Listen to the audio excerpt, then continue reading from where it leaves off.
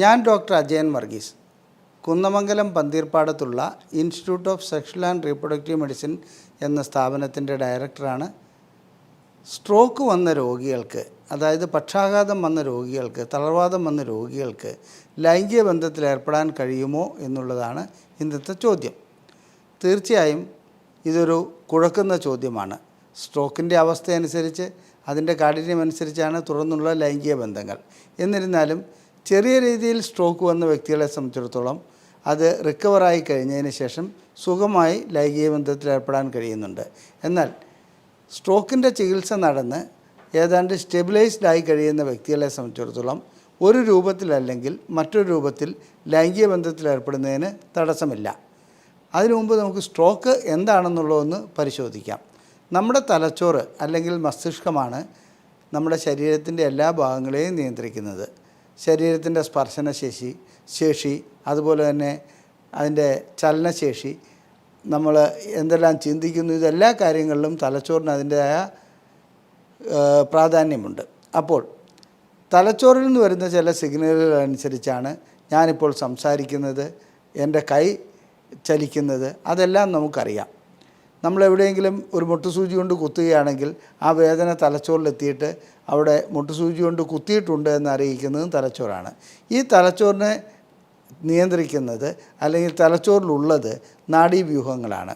ഈ നാഡീവ്യൂഹങ്ങളെ സംബന്ധിച്ചിടത്തോളം ഒരു പ്രത്യേകതയുണ്ട്. മറ്റ് കോശങ്ങളെപ്പോലെ ഓക്സിജൻ ഇല്ലാതെ വളരെയധികം ജീവിക്കുവാനുള്ള കഴിവ് നാഡീവ്യൂഹങ്ങൾക്കില്ല. അതുകൊണ്ട് തന്നെ ഏതെങ്കിലും രൂപത്തിൽ അങ്ങോട്ടുള്ള രക്തപ്രവാഹം തടസ്സപ്പെടുകയാണെങ്കിൽ അവിടെ ആ കോശങ്ങൾ നശിച്ചു പോകുന്നതായി കാണാം. തലച്ചോറിന് പ്രധാനമായും രണ്ട് ഭാഗങ്ങളുണ്ട്, ഇടതുവശവും വലതുവശവും. വലതുവശത്താണ് ലൈംഗികതയുടെ കേന്ദ്രങ്ങൾ സ്ഥിതി ചെയ്യുന്നത്.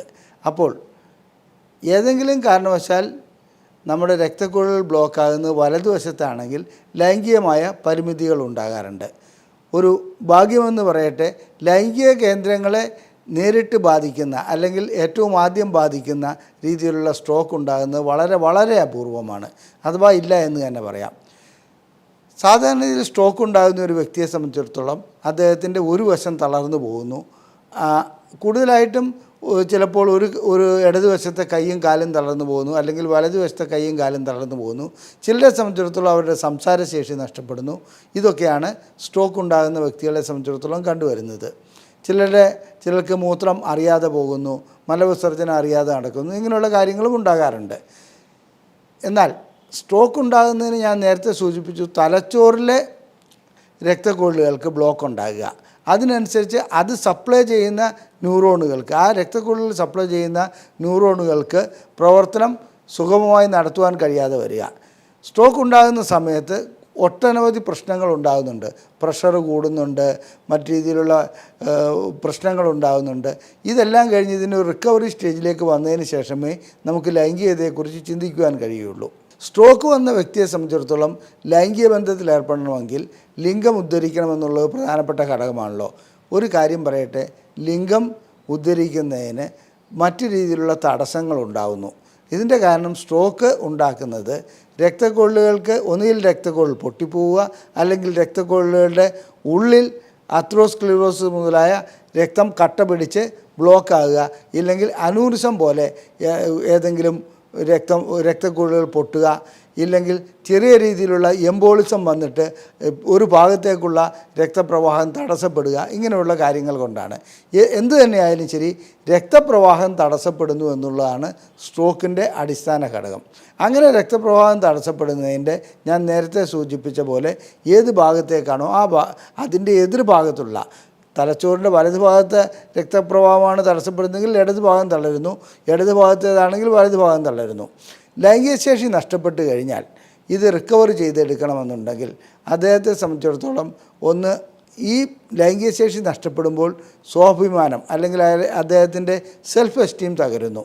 അതുകൊണ്ട് തന്നെ വീണ്ടും ലൈംഗികമായി ബന്ധപ്പെടുവാൻ എനിക്ക് കഴിയില്ല എന്നുള്ളൊരു തോന്നൽ അനുഭവപ്പെടുന്നു. ഇതുകൂടാതെ ഇണയുടെ ഭാഗത്ത് നിന്ന് ഇനി ലൈംഗിക ബന്ധത്തിലേർപ്പെട്ട് അല്ലെങ്കിൽ ഇത്തരം പ്രവൃത്തികളിലേർപ്പെട്ട് ഒന്നുകൂടി അസുഖം അധികരിപ്പിക്കേണ്ട എന്നുള്ള തോന്നലുണ്ടാകുന്നു. അതുകൊണ്ട് തന്നെ ലൈംഗിക ശേഷിയിൽ അനുഭവപ്പെടാനുള്ള അല്ലെങ്കിൽ ലൈംഗികശേഷി അധികരിക്കാനുള്ള അവസ്ഥയാണ് കൂടുതലായിട്ടും കണ്ടുവരുന്നത്. എന്നാൽ സ്ട്രോക്ക് വന്ന വ്യക്തികളെ സംബന്ധിച്ചിടത്തോളം ലൈംഗികശേഷി വീണ്ടെടുക്കുവാൻ ഒട്ടനവധി മാർഗങ്ങളുണ്ട്. അത് ഞാൻ സൂചിപ്പിക്കാം. എന്നാൽ ഇതിനു മുമ്പ് നമ്മൾ ചിന്തിക്കേണ്ട വിഷയം, എന്തുകൊണ്ടാണ് സ്ട്രോക്ക് വരുന്നത്? പ്രമേഹം കൂടുന്നതുകൊണ്ട്, പ്രഷർ കൂടുന്നതുകൊണ്ട്, കൊളസ്ട്രോൾ കൂടുന്നതുകൊണ്ട്, പിന്നെ സിഗരറ്റ് വലി, മദ്യപാനം, ഇങ്ങനെയുള്ള കാര്യങ്ങളെല്ലാം കൊണ്ടും സ്ട്രോക്ക് വരുന്നുണ്ട്. ഇതുകൂടാതെ ഈ കാലഘട്ടങ്ങളിലായി ചെറുപ്പക്കാരിൽ കണ്ടമാനം സ്ട്രോക്ക് രോഗം അനുഭവപ്പെടുന്നുണ്ട്. അതിൻ്റെ കാരണം അമിതമായിട്ടുള്ള കമ്പ്യൂട്ടർ ഉപയോഗമാണോ അല്ലെങ്കിൽ മൊബൈൽ ഉപയോഗമാണോ എന്നുള്ളത് പഠനം നടത്തി വരുന്നതേ ഉള്ളൂ.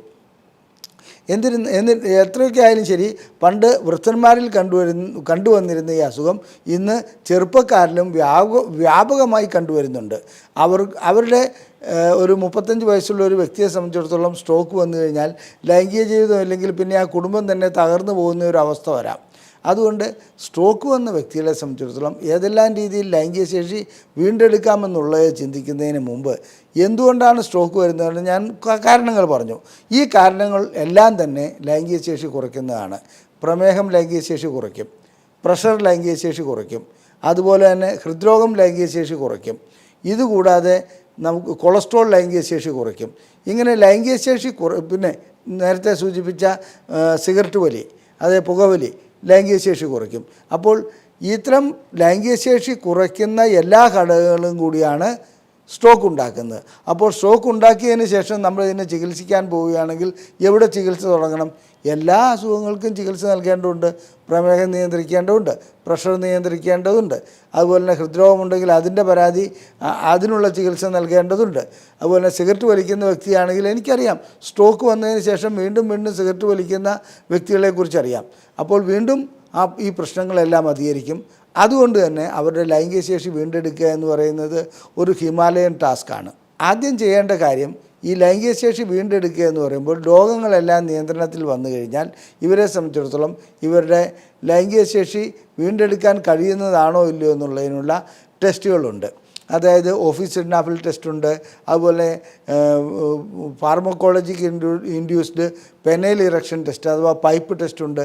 ഇത്തരം ടെസ്റ്റുകളെല്ലാം ചെയ്തതിന് ശേഷം ലൈംഗിക ശേഷി വീണ്ടെടുക്കാൻ കഴിയുമോ എന്നുള്ളത് നോക്കുക. അതിനുശേഷം ലൈംഗികമായി ബന്ധപ്പെടാൻ കഴിയുന്ന ഒരു അവസ്ഥ അല്ലെങ്കിൽ ഒരു ആംബിയൻസ് ഉണ്ടാക്കിയെടുക്കുകയാണ് വേണ്ടത്. പാർട്ട്ണറെയും അതായത് ഈ രോഗിയെയും കൗൺസിൽ ചെയ്യേണ്ട കാര്യമുണ്ട്. ലൈംഗിക ശേഷി ഭയപ്പാടോടുകൂടിയായിരിക്കും മിക്കപ്പോഴും പാർട്ട്ണർ ഡോക്ടർമാരെ സമീപിക്കുന്നത്. അല്ലെങ്കിൽ ലൈംഗിക ശേഷി ആവശ്യപ്പെട്ടാൽ ഏതെങ്കിലും കാരണം പറഞ്ഞ് ഒഴിഞ്ഞു മാറുന്ന ഒരവസ്ഥയാണ് പാർട്ട്ണറിൽ ഉണ്ടാകുക. അതിന് നാം തീർച്ചയായിട്ടും അവരെ വ്യക്തമായി കൗൺസിൽ ചെയ്ത് കാരണങ്ങൾ മനസ്സിലാക്കി കൊടുത്ത് തീർച്ചയായും ലൈംഗിക ബന്ധത്തിലേക്ക് തിരിച്ചു കൊണ്ടുവരികയാണ് വേണ്ടത്. ലൈംഗിക ബന്ധം വഴിക്ക് അവരുടെ സ്ട്രോക്കിൻ്റെ എന്നല്ല എല്ലാ അസുഖങ്ങൾക്കും ഒരു പരിഹാരമുണ്ടാക്കാൻ കഴിയും. ജീവിതത്തിന് തന്നെ ഒരു ഉണർവ് ഉണ്ടാക്കി കൊടുക്കുവാൻ ലൈംഗിക ബന്ധം വഴിക്ക് കഴിയും. ഇനി അടുത്ത ചോദ്യം, സ്ട്രോക്കിന് കഴിക്കുന്ന ഗുളികകൾ ലൈംഗിക ശേഷി കുറയ്ക്കുമോ ഇല്ലയോ എന്നാണ്. തീർച്ചയായിട്ടും സ്ട്രോക്കിന് കഴിക്കുന്ന ചില ഗുളികകൾ, പ്രഷറിന് വേണ്ടി കഴിക്കുന്ന ഗുളികകൾ, അങ്ങനെയുള്ളതൊക്കെ, അതായത് ഞാൻ പല വീഡിയോകളിലും സൂചിപ്പിച്ചിട്ടുണ്ട്, ബീറ്റാ ബ്ലോക്കേഴ്സ്, അതുപോലെ തന്നെ ഡയൂററ്റിക്സ്, ഇതെല്ലാം ലൈംഗികമായിട്ടുള്ള ശേഷി കുറയ്ക്കാറുണ്ട്. അതുകൊണ്ട് അത്തരം ഗുളികകളുണ്ടെങ്കിൽ അവരുടെ ഒരു പരിധി കഴിഞ്ഞാൽ അതിന് പകരം മറ്റു ഗുളികകൾ നൽകുവാൻ കഴിയുമെന്നുണ്ടെങ്കിൽ അത്തരം ഗുളികകൾ നൽകി അവരുടെ ലൈംഗിക ശേഷി വീണ്ടെടുക്കുവാൻ കഴിയും. എന്നാൽ ലൈംഗിക ശേഷി ഉണ്ടാക്കാൻ പറ്റുന്ന അല്ലെങ്കിൽ ഉദാഹരണം ഉണ്ടാക്കാൻ പറ്റുന്ന ഗുളികകളാണ് PD5 ഇൻഹിബിറ്റേഴ്സ്, അതായത് വയാഗ്ര ഗണത്തിൽപ്പെട്ട ഗുളികകൾ. അത്തരം ഗുളികകൾ അവർക്ക് നൽകുകയാണെങ്കിൽ തീർച്ചയായും അവർക്ക് ഗുണം ചെയ്യാറുണ്ട്. ഈ ഗുളികകൾക്കൊരു മറ്റൊരു പ്രശ്നം കൂടിയുണ്ട്. അതായത് സ്ട്രോക്ക് വന്ന വ്യക്തികളിൽ ഹാർട്ട് അറ്റാക്ക് കൂടി ഉണ്ടെങ്കിൽ അവർ ചിലപ്പോൾ സോർബിറ്റേറ്റ് അങ്ങനെയുള്ള ഗുളികകൾ കഴിക്കാറുണ്ടാവാം, അതായത് നൈട്രേറ്റ് അടങ്ങിയ ഗുളികകൾ. അവർക്കൊരിക്കലും ഇത്തരം ഗുളികകൾ നൽകുവാൻ കഴിയുന്നതല്ല. അതുകൊണ്ട് തന്നെ അവരുടെ ലൈംഗിക ശേഷി വീണ്ടെടുക്കുക എന്ന ലക്ഷ്യത്തോടുകൂടി ഏതെങ്കിലും ഗുളികകൾ നൽകുകയോ അല്ലെങ്കിൽ മെഡിക്കൽ ഷോപ്പിൽ പോയി ഗുളികകൾ വാങ്ങിക്കഴിക്കുകയാണെങ്കിൽ ചെയ്യുന്നതെങ്കിൽ ഇത് പ്രശ്നങ്ങൾ സൃഷ്ടിക്കും. അവർ ഏതെല്ലാം ഗുളികകളാണ് കഴിക്കുന്നത് അതിനനുസരിച്ച് ഏതെല്ലാം ഗുളികകൾ ലൈംഗിക ശേഷിക്ക് വേണ്ടിയിട്ട് ലൈംഗിക ശേഷി പരിഹരിക്കുവാൻ നൽകാമെന്നുള്ളത് പരിശോധിക്കേണ്ടതുണ്ട്. അത്തരം അവരുടെ കംപ്ലീറ്റ് മെഡിക്കൽ റെക്കോർഡ് എടുത്തിട്ട് പരിശോധനകൾ നടത്തിയിട്ട് സ്ട്രോക്ക് വന്ന വ്യക്തികൾക്ക് ലൈംഗിക ശേഷി വീണ്ടെടുക്കുവാനുള്ള ഗുളികകൾ നൽകുകയാണ് ചെയ്യുന്നത്. മറ്റൊരു ചോദ്യം, ഈ ലൈംഗിക ശേഷി ഉണ്ടാക്കുവാനുള്ള ഗുളികകൾ നൽകുമ്പോൾ അത്തരം ചികിത്സകൾ നടക്കുമ്പോൾ വീണ്ടും അത് സ്ട്രോക്കിന് വിപരീതമായി ബാധിക്കുമോ അല്ലെങ്കിൽ സ്ട്രോക്ക് അധികരിക്കുവാനുള്ള സാധ്യതയുണ്ടോ എന്നുള്ളതാണ്. സാധാരണഗതിയിൽ അങ്ങനെയൊന്നുമില്ല. PDE5 ഇൻഹിബിറ്റേഴ്സ് ഗണത്തിൽപ്പെട്ട വയാഗ്ര, അതായത് സിഡ്നാഫില്, ടഡലാഫില്, വെർഡിനാഫില്, യുഡിനാഫില് ഇത്തരം ഗുളികകളൊക്കെ നൽകുകയാണെങ്കിൽ അവർക്ക് സ്ട്രോക്കിൻ്റെ കാര്യത്തിൽ പ്രഷർ കുറയുകയാണ് ചെയ്യുക.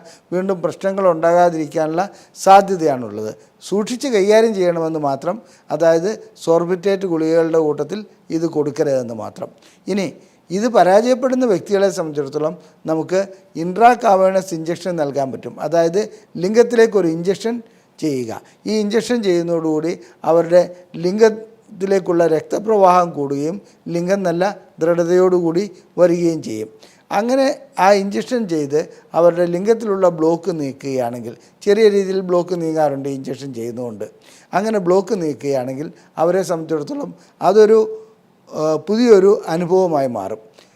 ആ രീതിയിൽ ചികിത്സ നടത്തി അവരുടെ ലൈംഗിക ശേഷി വീണ്ടെടുക്കുന്നതുകൊണ്ട് ഒരു കുഴപ്പവുമില്ല. എന്നാൽ സ്ട്രോക്ക് വന്ന വ്യക്തികളെ സംബന്ധിച്ചിടത്തോളം മൂത്രം പോകുവാനായി ട്യൂബ് ഇട്ടിരിക്കുക, അതുപോലെ തന്നെ മറ്റ് പ്രശ്നങ്ങളുണ്ടാകുക, ഒരു രീതിയിലും ചലനശേഷി സാധിക്കാതെ വരിക, ഇത്തരം വ്യക്തികൾക്കൊന്നും ലൈംഗിക ബന്ധത്തിൽ ഏർപ്പെടുവാൻ ചികിത്സ പരിപൂർണമാകുന്നവരെ സാധിക്കാതെ വരാറുണ്ട്. അതുകൊണ്ട് അത്തരം വ്യക്തികളെ സംബന്ധിച്ചിടത്തോളം നമ്മൾ ലൈംഗിക കാര്യങ്ങൾക്കല്ല പ്രാധാന്യം നൽകേണ്ടത്, അവരുടെ ഈ അസുഖം ഒരു നോർമൽ ലെവലിലേക്ക് കൊണ്ടുവരിക എന്നുള്ളതിനാണ്. നോർമൽ ലെവലിലേക്ക് കൊണ്ടുവന്നതിന് ശേഷം ഏത് രീതിയിലുള്ള ചികിത്സയാണ് വേണ്ടതെന്ന് സെക്സോളജിസ്റ്റ് തീരുമാനിക്കും. ആ രീതിയിൽ ചികിത്സ നൽകി സ്ട്രോക്ക് വന്ന വ്യക്തികൾക്കും ലൈംഗിക ജീവിതം നമുക്ക് വീണ്ടും നൽകുവാൻ കഴിയും.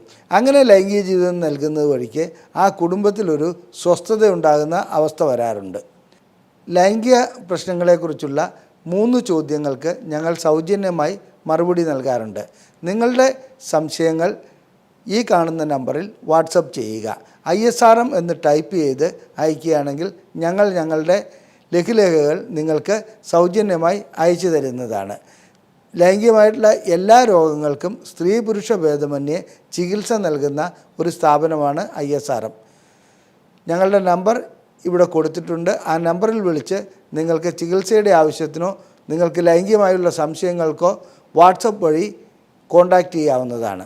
ഞങ്ങളുടെ ഈ വീഡിയോ നിങ്ങൾക്ക് ഇഷ്ടപ്പെട്ടുവെങ്കിൽ നിങ്ങൾ ലൈക്ക് ചെയ്യുക, ഷെയർ ചെയ്യുക, അതുപോലെ തന്നെ ഞങ്ങളുടെ ചാനൽ സബ്സ്ക്രൈബ് ചെയ്യുക. നിങ്ങളുടെ സുഹൃത്തുക്കൾക്ക് ഇത്തരം രോഗങ്ങൾ ഉള്ള ഏതെങ്കിലും സുഹൃത്തുക്കളുണ്ടെങ്കിൽ അവർക്ക് ഇതിൻ്റെ ലിങ്ക് അയച്ചു കൊടുക്കുക. നന്ദി, നമസ്കാരം.